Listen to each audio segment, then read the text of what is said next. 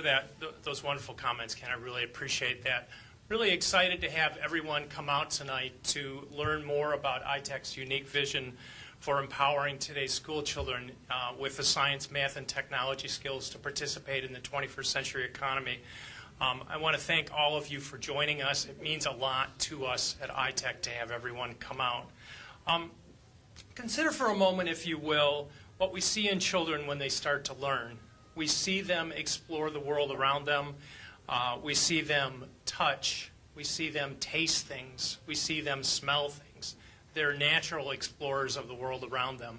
Well, that's the essence of ITEC. It is capturing that not with young children, but primarily with middle school students and high school students, now moving to younger students in elementary school.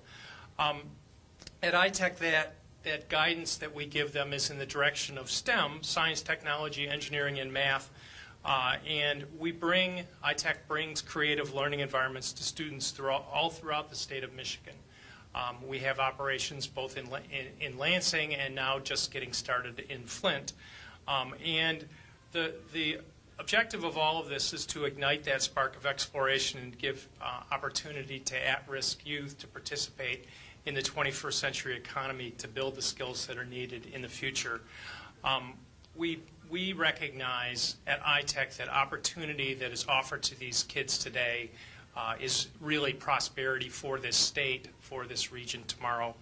And real regional prosperity won't happen without creative education. And ITEC at its core is really a community-sized project. It really requires everybody pulling in the same direction. The good news is that change is coming in many forms all throughout our community. For those of you who are new to ITEC, and I do recognize a lot of faces that were at our 2008 event, but we've obviously made a lot of connections in the community since then. ITEC is a dynamic collaboration of the public sector, private sector, and academic institutions, all coming together with a focus on moving kids in kindergarten all the way through 12th grade, primarily focusing on the grades that I mentioned, moving them into studies and success in STEM areas.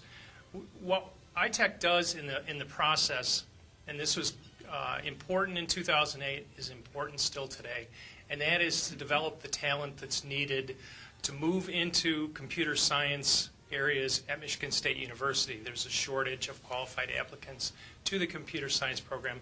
But probably even more important, there's a shortage of skilled IT talent in this community. We have more than 200 positions open right now in the capital region, and far more positions open statewide in IT. And ITEC is an initiative to build that talent from the ground up.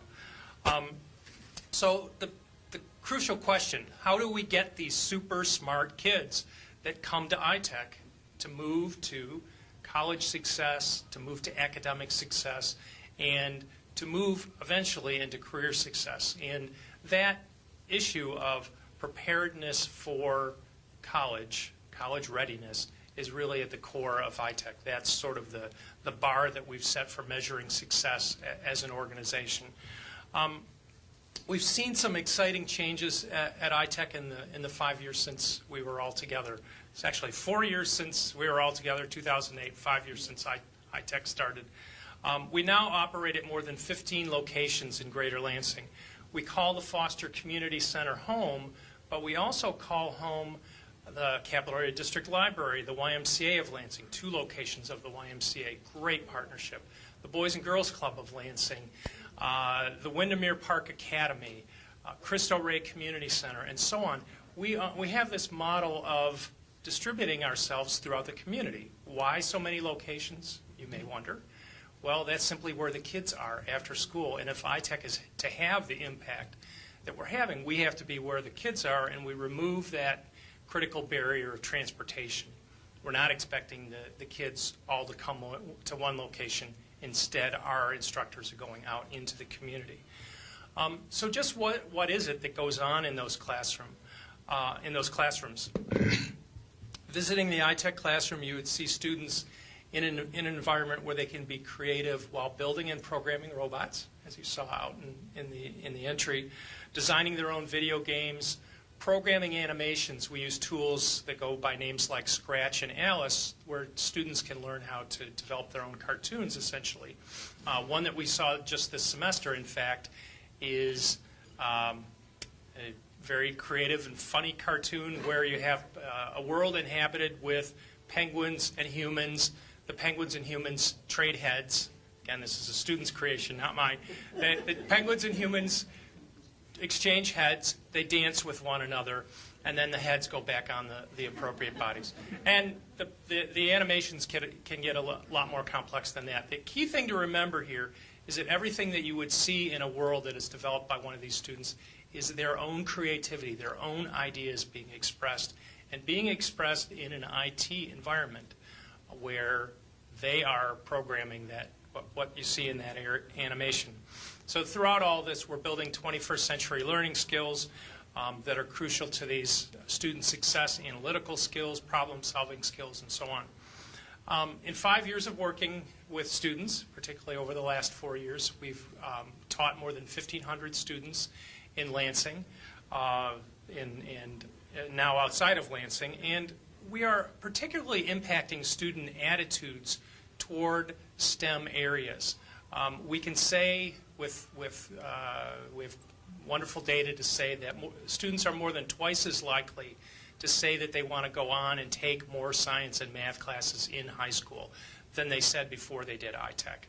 And that change in attitudes, this sort of self-identity of the student toward STEM, is really at the heart of why we do what we do. It's changing their perception of themselves, changing their teachers' perception of them. We often hear from teachers that they didn't know that student could do the things that they're now doing.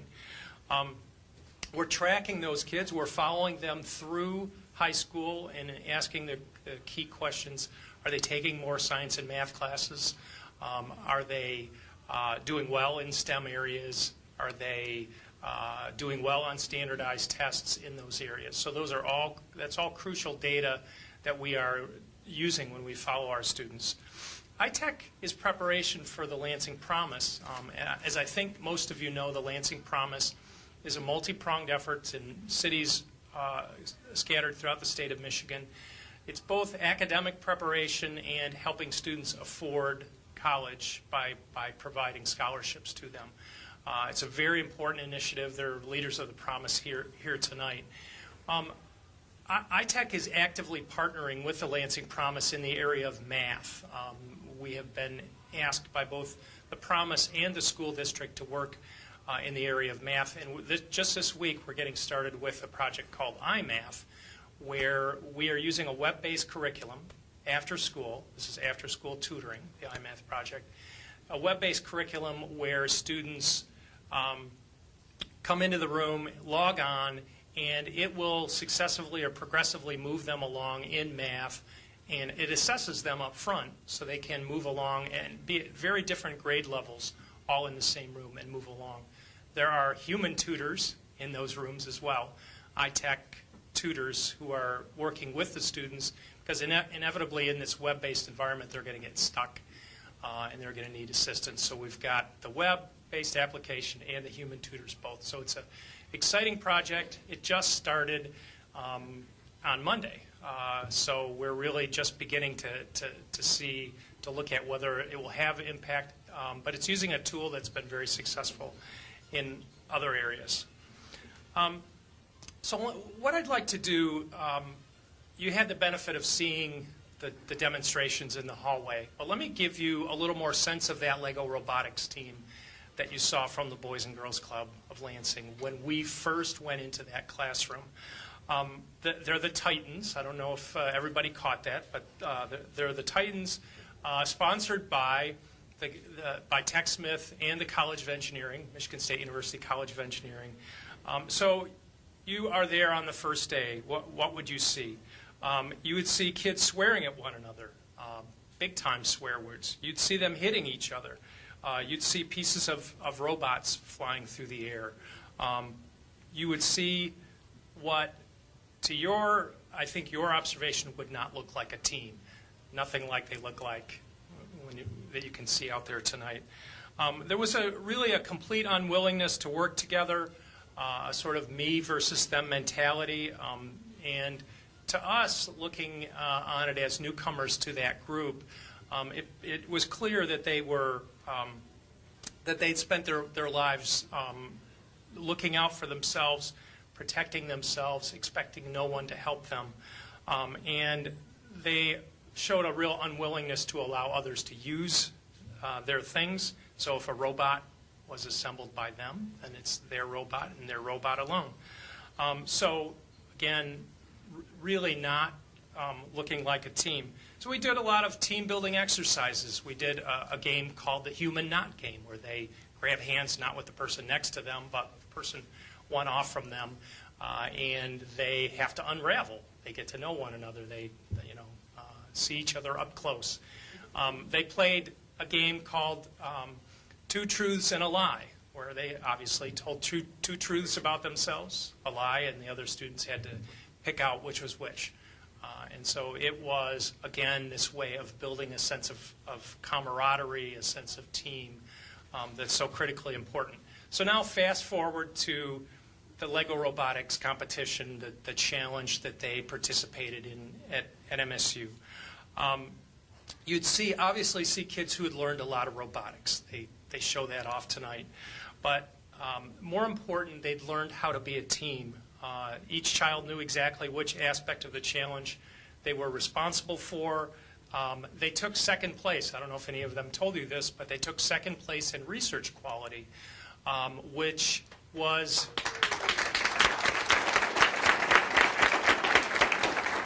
the Titans. Second place in research quality for developing a website called kidshelp.com, developing the concept for the website, where kids can volunteer to help seniors. Seniors being the theme, as they can tell you, seniors being the theme of this year's robotics competition. Every year there's a theme chosen. Some years it's things like biomedical engineering. This year it was seniors, and they developed kidshelp.com. So what a change to go from, I don't need your help, I'm not going to help you, to let's develop a website together, let's work together, and let's help out seniors that need help. So it was really a wonderful transformation. At the competition, we saw students who genuinely cared about one another. They cheered each other on by name. When the robots fell apart, they helped each other rebuild the robots, because that's part of doing Lego robotics. When questioned by the judges, there's judging areas, there's competition areas, and so on, if you've ever been to one of these. When questioned by the judges, one student spoke up and said the thing that surprised him was the most that they got along with each other. So that was a nice thing for us to hear. This was my applause moment, but we're proud of our team and thank them for coming tonight. I'm really pleased that you guys are staying for this part of the program.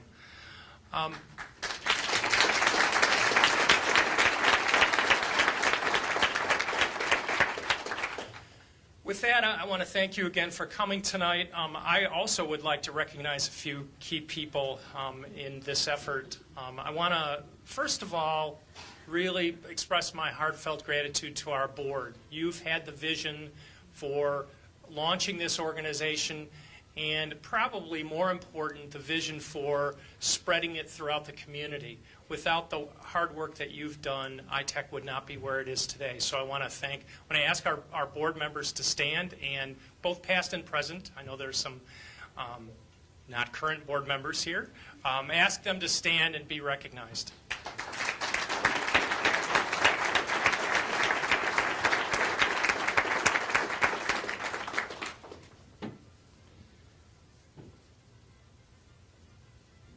I want to thank our many community partners, many of whom I've already named. Our community partners do a lot to make ITEC happen in those locations, as you can imagine, transportation, recruitment, and so on. But I particularly want to thank Michigan State University and Lansing Community College. Many of our instructors come. We have support at the highest levels of the institutions, really critically important. We have faculty partners who do research at ITEC looking at innovative ways to do this sort of education. So really all throughout these institutions, we have a collaborative partnership, and it's really wonderful. It really has strengthened ITEC. I also want to recognize our lead instructor. We've sort of done this already for our LEGO Robotics team, Kelly Lewis. Kelly, if you could please stand. And while Kelly stands, I'd like our other ITEC instructors also to stand. Chris Shaltry, Atef Abu Agil, Dominic Lucina, I think Dominic made it here, and Sean Hubbard as well. Finally, I want to recognize one person who's been critical to ITEC's growth over the past year. More than any single person, she's responsible for our being able to say something today that we couldn't say a year ago, and that is full classrooms and waiting lists. And it's really wonderful to be able to say that. Kathy Post is a wonderful addition to ITEC, and I'd like to recognize her and ask Kathy to stand up.